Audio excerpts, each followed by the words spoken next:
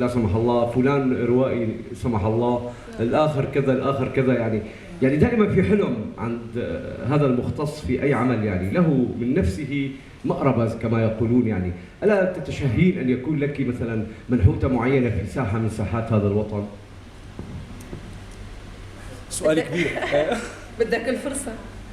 هلا بدنا نحن انه في كثير لقوا فرصتهم واشتغلوا بالنحت. هلا انا عندي منحوتات وشاركت بمنحوتات كبيرة وفعاليات كمان وبينالي، يعني في كثير فعاليات انا شاركت فيها وإلي منحوتات فيها وجوائز وهيك شغلات، بس انه شيء خاص انه يعني يخدم فيه وطني لحد الان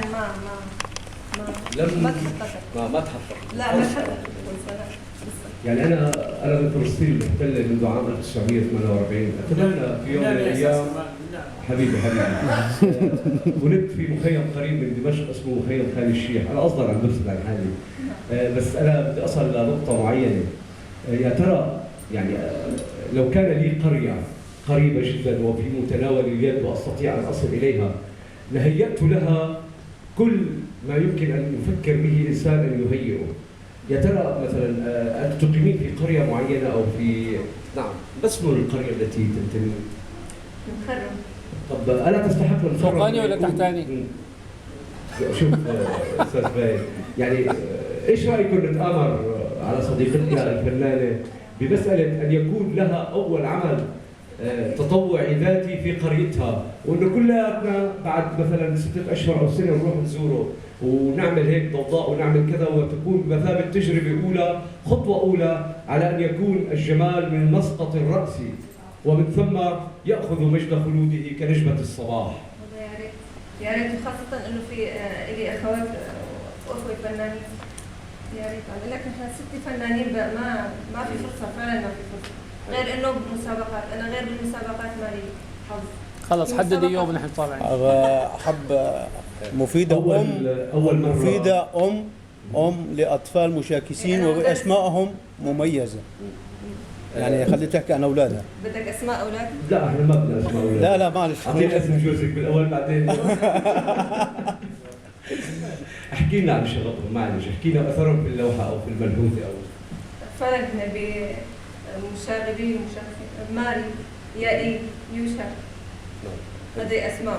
عاشت هذه الأسماء، وفعلا بيحبوا الرسم والطين والغبرة كثير يعني. كثير بياكلوا مبدعين لا بياكلوا أكل منك بعد ما هيك يعملوا هاي كل الأشياء المشربات؟ لا أكيد، لا عن جد أكيد في مكان لهذا هذا الجمال يقدر قد يقتله ويقدر يسوي شيء. إذا يعني إحنا على موعد إن شاء الله. الأستاذ عبد الكريم بيحدد الموعد. لا هو تحديد الزمن يعني الزمن أسبوع. نعم. في يعني إذا في مجال لمنحوتات أنا عندي كمان منحوتات ولا مجال طبعا. خلينا فينا نسأل سؤال هيك عادي، إنه يا ترى بعتي لك شيء لوحة بشيء 10,000 15,000 30,000 50؟ لا جواب. لا بصراحة. لا جواب. بصراحة في شركة بترو كندا عملت مسابقة للفنانين السوريين الشباب، وكان لي نصيب من هذه المسابقة. أيوه هيك بس. بترو كندا فهمتوا علي؟ أنا فهمت عليها. $10,000. ده كان في مبيع وكان في جوائز وهي كان بالفرصة. شكرا كبيرا لك. كلمة أخيرة حابة تحكي؟ أنا سعيدة بلقائي بهالأشخاص الطيبين والفنانين المبدعين. سعيدة ولا مفيدة؟ لا مفيدة يا أخي. سعيدة. سعيدة اسمك؟ مفيدة. هو سمعوا ثقيل هذا. أحسنت. أهلا وسهلا فيك. شكرا سيدي المفيدة. تفضل بدك